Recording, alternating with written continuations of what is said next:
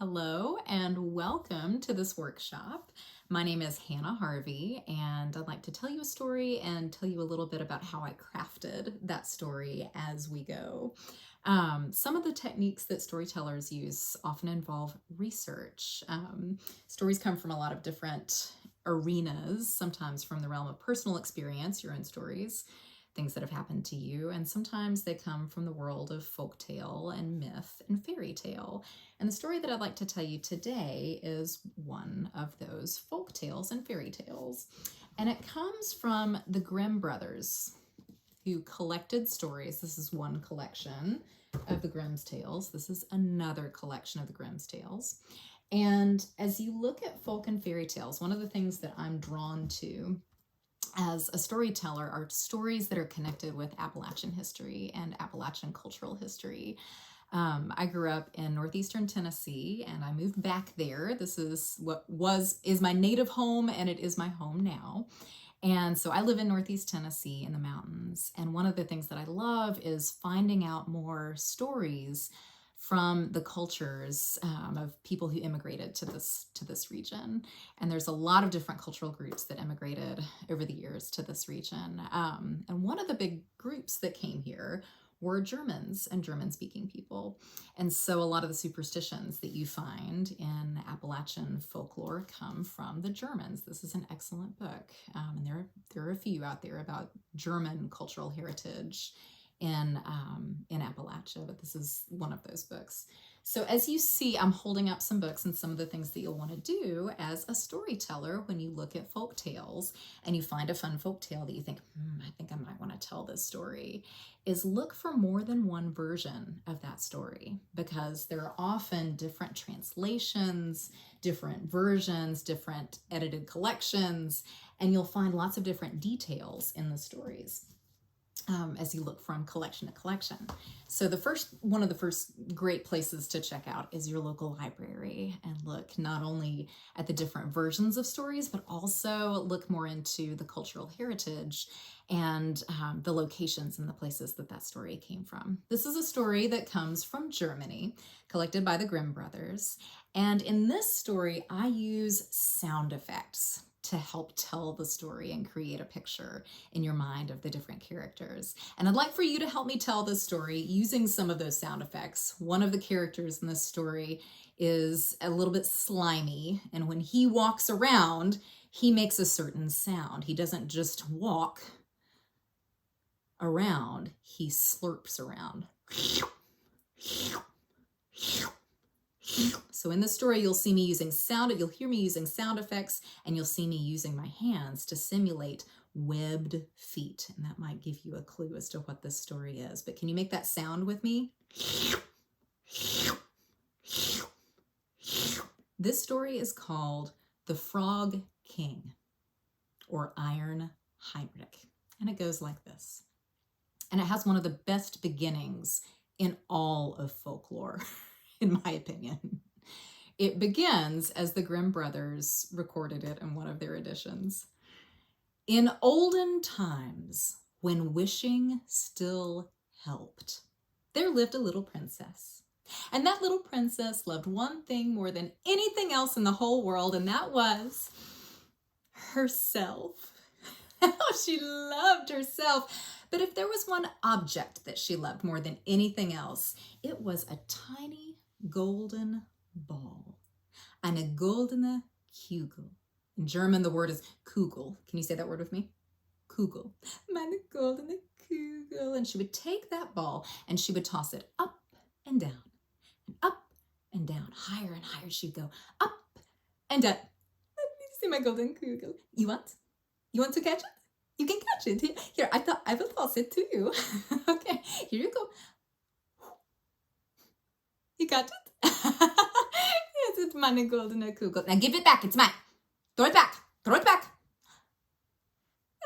Meine goldene Kugel. And she would toss that ball up and down all day long. Well, one day, it was a very hot summer day, and she went out walking in the woods. And as she walked and walked through those woods, she could see the light filtering through the leaves. It was casting shadows on the ground. Even though it was midday, she went deeper and deeper into those woods, tossing her golden Kugel up down, up and down. And she tossed it higher and higher, but she was getting awfully hot, as it was a hot summer day. And she came to a part of those woods where there was a tiny clearing and there was a little pool. She could see it was like a little well. And so she went over, she could smell the cool water. She went closer and oh, she could feel the cool of that water in that well, but she didn't want to touch that water because it was awfully murky. She couldn't see just barely past the surface down, but she sat by that cool well on the edge, and she took her golden kugel and she tossed it up and down and up and down. And the higher she went, oh, the braver she got, and she tossed it up and down and up and down. And you'll see, it's the workshop part. As I'm tossing that ball up and down, I'm looking at where that imaginary ball is going. You can practice it too. Up and down and up and down. And as she tossed that ball beside that cool well, she tossed it really high and she tossed it up and she reached out to catch it. And as it came down, it slipped through her fingers and whoop, into the surface of the water and down through and whoop, whoop, whoop, whoop, whoop, down to the bottom of that well. The golden kugel. I lost my golden kugel. Oh, I would give anything to have it back. I would give my jewels. I would give my clothes. I would give anything to have it back. And she sat and she cried by that well when suddenly she saw bubbles coming up from the surface of the water, that murky, dark water. And as she watched, something broke through the surface of that water. It came up and rose up, and two huge eyes came up from the surface of that water. And then two slimy, webbed feet came out. You can make the sound with me. Out they came. And two bulging eyes looked up at her, and a mouth that was far too wide said, "Princess." And she said, "Ew.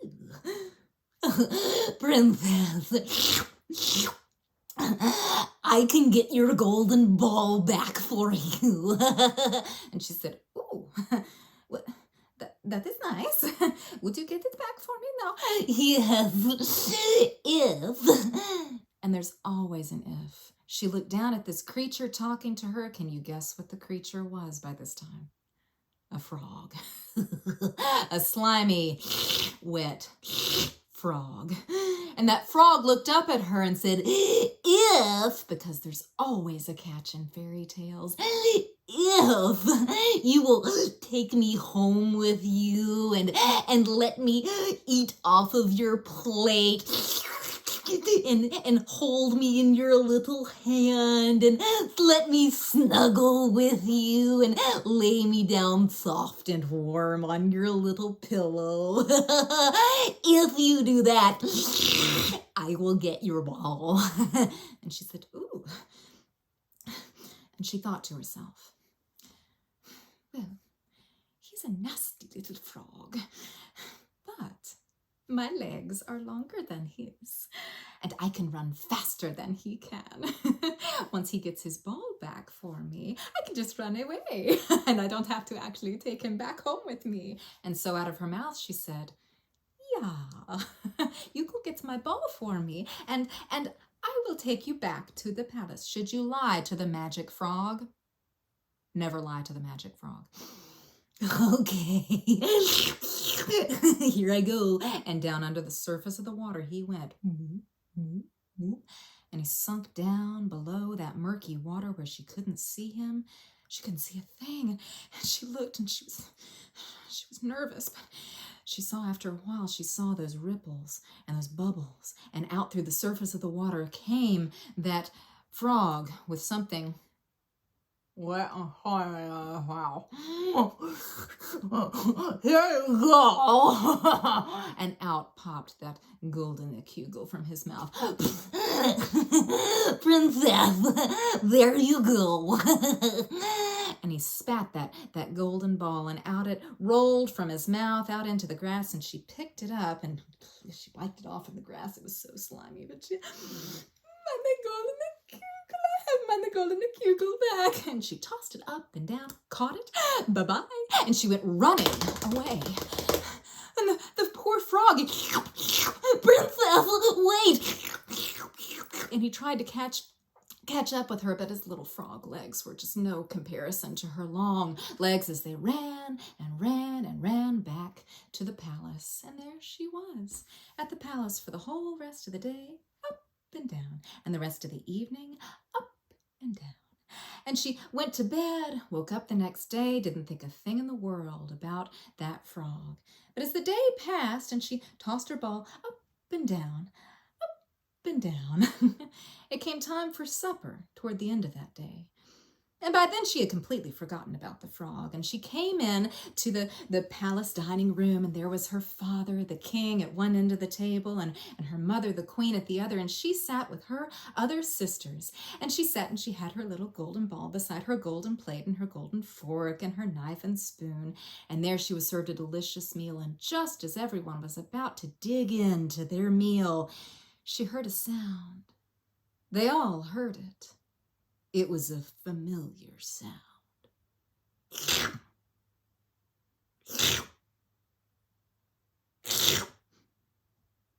Everyone sat down their forks and their knives, and the king, he said, "What was that?" She set down her own fork and knife. I moment mal bitte, I will go and see. And she stood up and she went over and she opened the door where she heard these slimy footsteps on the stone steps. She looked out. She couldn't see anything, but then she happened to look down. And what do you think she saw? Princess, I have found you. Well, she shut the door. And she went back to her seat and sat down and began to eat. Well, the king said, "What was that?" And she said, "Nothing. It was nothing." Well, he ordered one of the other sisters to go and open the door, and the other sister opened the door, and in came that frog. And the frog came over, and he hopped up right onto the chair of the arm of her chair, and then he hopped right over onto the table. Well, the king, he's, "What is this?" Daddy, yesterday I had my golden kugel, my golden ball, and I was tossing it up and down, and it fell into a deep well, and this frog, this nasty frog, he said he could get the ball back for me if I would take him home and feed him off of my plate and let him snuggle with me on my pillow. But he was such a nasty frog. I told him that I would, but I really didn't want to. So he went down into the water and he got my ball back, and I got my ball, but I ran away and I didn't bring him home with me. Well, the king, he was not happy. He said, "You are a princess. You keep your promises." She said, but Daddy, I don't want to go. But Daddy, I don't want to go. Daddy, he's such a slimy frog. Go. And so she went. She picked up that frog from where he was at the table, and she set him right in front of her food, right on the edge of her golden plate. And there he ate every single bite off of her golden plate. And "Now, princess, will you please take me in your hand and take me upstairs to be all warm and snuggly in your bed?" And the girl, she looked down at that frog. She looked up at her father, and her father said, "Go!" And so she went. She picked up that slimy frog, and he smiled up at her. Blum. And so she took that frog, and she went up those stone steps that led to her room. And she went inside her room, and she shut the door, and she sat down on the edge of her bed, and that frog, he leaned over and he said, "Blum, now lay me down on your pillow and let me snuggle with you." And she looked at that frog, and she picked him up. She looked him square in those huge eyes of his, and she looked at her pillow, and she said, "No." and she went whoosh, whoosh, whoosh, and she flung that frog up, and he hit the wall. And when he hit that wall, he started to slime an oozy trail down that stone wall where he had been smacked up against it.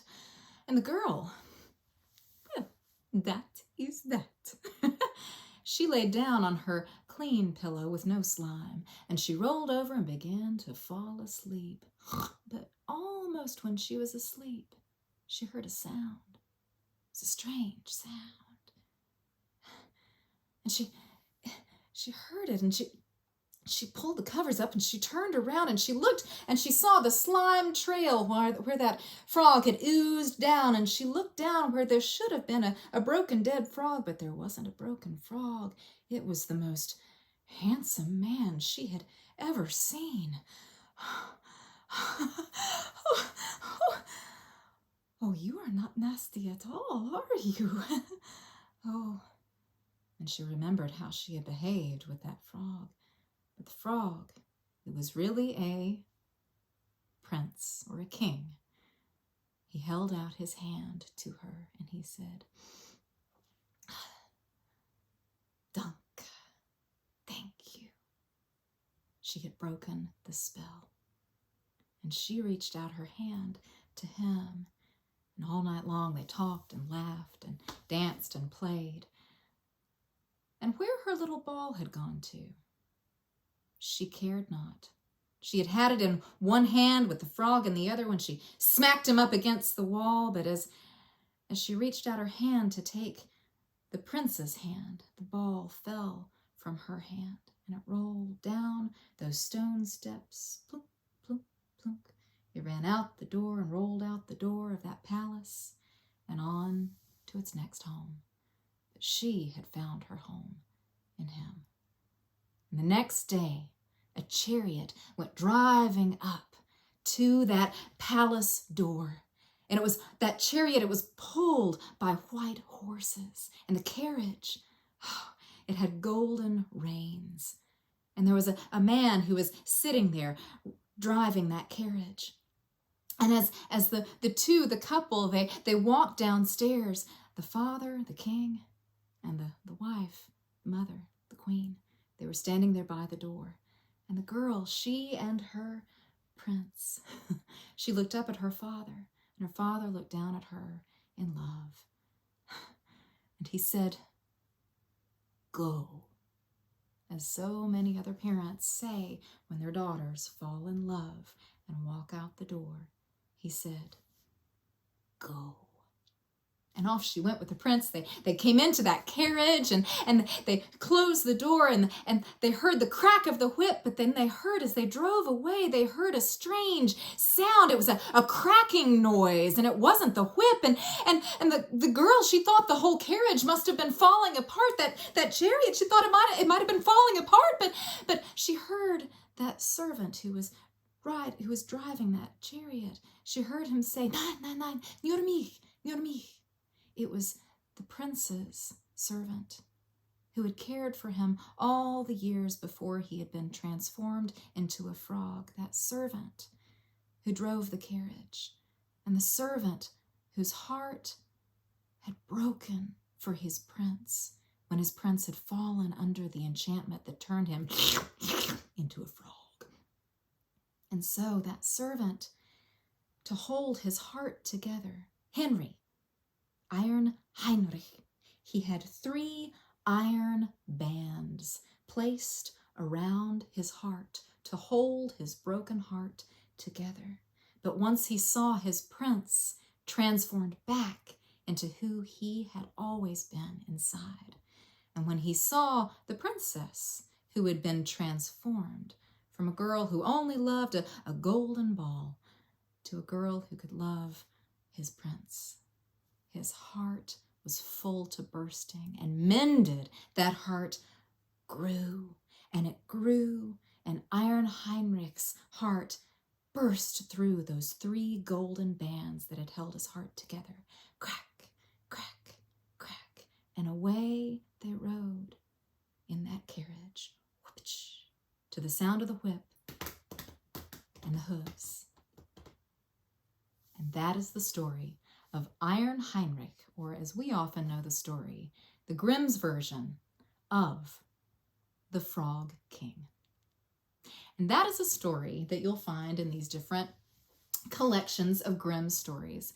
And one of the fun things that you can do with stories as you're learning them is you read a few versions, and then as you're learning the story, and I hope this doesn't reverse on your end, you can do something called storyboarding as you're learning your story.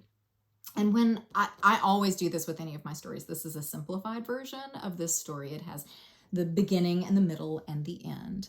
And in the beginning of the story, you'll see there's no words on here because the idea is to get the pictures in your mind of where the story is going. Because once you learn the story, the images get in your head. And the words that you're saying come from those images in your head of we go from this scene to the next scene to the next. And so in this story, the simplified version of a storyboard is, and you can see here, it does not have to be the most beautiful drawing in the world. I love telling stories with my words, and you'll see why I am not a visual artist. But here's the girl by that cool well, and there's the frog with the gold and the kugel, the golden ball, and they're in the woods. So if you can, as you're drawing out the scenes and learning the story with a storyboard, you can take your story from one scene to the next. And there, of course, is her throwing the frog up against the wall, using those sound effects to throw him up against the wall. And there's my frog about to get splatted. And then in the end, there's Iron Heinrich and the bands around his heart bursting as that kind of looks almost like an elephant. It's actually supposed to be two horses driving away with this carriage or chariot, depending on what translation you're using. And there's the prince or king and the princess. And as you can see, these pictures are not for anyone else but you, the storyteller, because these pictures will help you solidify those images in your mind. And again, not just the characters, but you'll see a little bit of background in them. So the more three-dimensionally you can draw these stories and imagine what's around you in each scene, the more vividly you can paint those pictures in your mind, and the more vividly those stories will come out through your words as you live through the story, scene by scene by scene, and tell your own stories to your own family.